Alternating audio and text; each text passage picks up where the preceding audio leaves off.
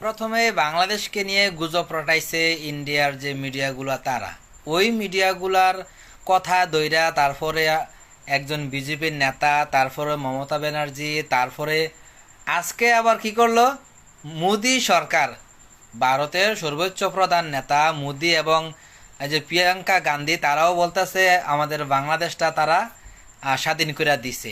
তো আওয়ামী লীগ চেতনাধারী শেখ মুজিব কি করলো ভাই?